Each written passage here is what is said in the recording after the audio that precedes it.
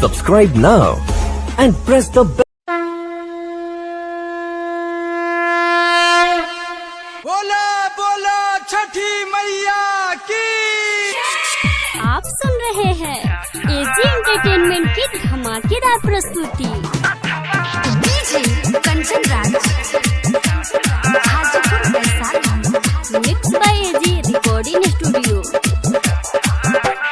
बरसले गइलर आहु घाटे हमारा सथवा में, बरसले गइलर आहु घाटे हमारा सथवा में। जानू चले आई ससुर से छाठावा में, जाने चले आई ससुर से छाठावा में।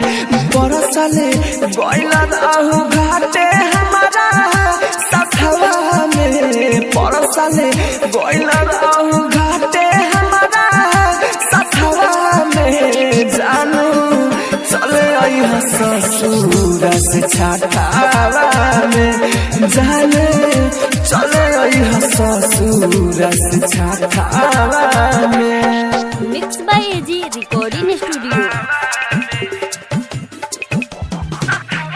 डीजे कंचन राज, हाजीपुर वैशाली।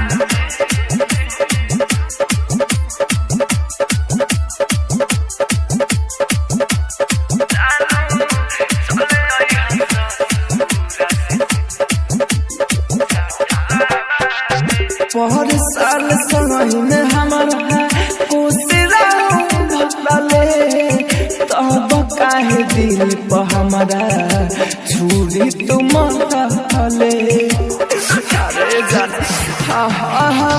पर साल समय में हमारा कोसिरा भले, तब काहे दिल पर हमारा छुरी तुम बड़ी याद आई हमार दिन रतवा में, बड़ी याद आई हमार दिन रतवा में। जानू चले आई ससुर से छाठावा में, जानू चले आई ससुर से छाठावा में।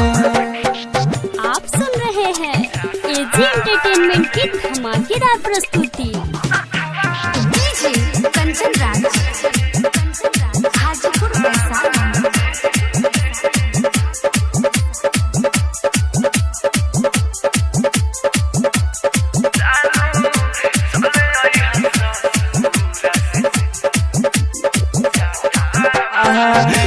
छुरी पड़ा का संग में बजौले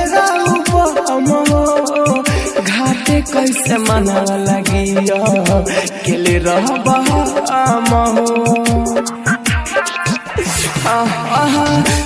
छुरी पड़ा का संग में बरले घाटे कैसे मना लगी केले रहबा राहुल रौसन लागत रहे पूछो नतवा में, लकी अनिल कुछो लागत रहे नतवा में। जानू चले आई ससुर से छाठावा में, जान चले आई ससुर से छाठावा में। स्टूडियो रोशनपुर सपहा।